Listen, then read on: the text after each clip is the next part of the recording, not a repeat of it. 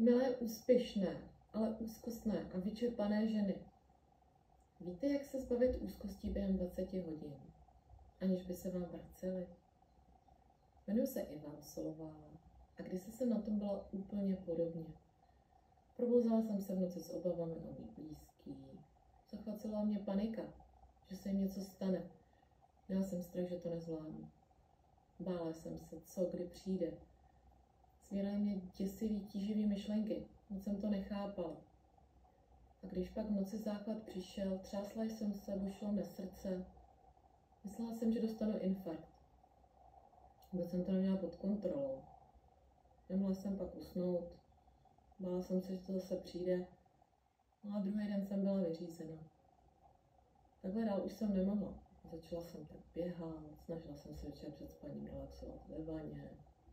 Poslouchala jsem audioknížky. Chodila jsem cvičit jogu. Zrovna když jsem cítila, že to je na mě hodně, přes příliš hodně stresu, tak jsem zkoušela i meditovat. Přesto všechno se mi ale mý stavy začaly objevovat častěji a s větší intenzitou. Cítila jsem, že jsem na to sama. Přes den jsem byla podrážděná, pro sebe a mý okolí fakt nesnesitelná. No a pak jsem objevila způsob, jak svý úzkostní pocity z mojí hlavy natrvalo odstranit. Konečně jsem pochopila, proč mi nic jiného při boji s mýma úzkostnýma stavama dosud fungovat ani vlastně nemohlo.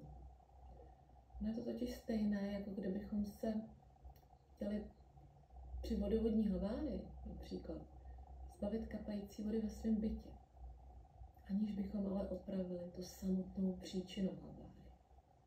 Tu díru v té trubce, odkud voda uniká. A místo toho se snažili jen vytírat, abychom předešli budoucí katastrofy v podobě třeba vyplaveného celého bytu.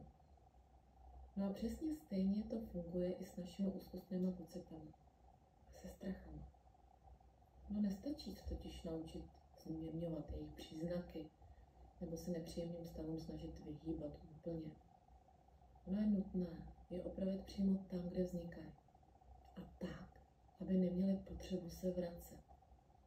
No přesně tak jako ta voda v opraveném potrubí, když pak nemá kudy do bytu unikat. No bylo to nepopsatelné, když jsem pak po 10 letech ty strachy už v hlavě neměla a najednou tam mám prostor pro svý nové myšlenky, které mi prospívají, dodávají sílu, nápady na to, co chci já, co je pro mě to dobré. A díky tomu si konečně zažívám den v práci a s rodinou naplno. V radosti, bez tíživých pocitů. Proto jsem se rozhodla natočit vám video pro všechny úspěšné, vyčerpané, ale úzkostné ženy, které se snaží zvládat rodinu a práci. Ukážu vám je 3 tajemství k vysvobození vaší úzkostné mysli. Já vám tam odhalím, jak toho dosáhnout podstatně rychleji, když jsem se trápila já. A to během 20 hodin společné spolupráce. Nebudete na to sama. Bude to konečně něco, co vám pomůže si užívat svůj naplněný den bez obav, co zase přijde, jestli to zvládnete. Jediný, co je třeba nyní udělat, je kliknout na to tlačítko. Udělejte to hnedka teďka, protože jinak vám nemůžu zaručit, že to video tady ještě dneska bude. Tak klikněte sem pod tímto videem a získejte okamžitý přístup k mému videu zdarma. Já se na vás moc těším, na té druhé straně.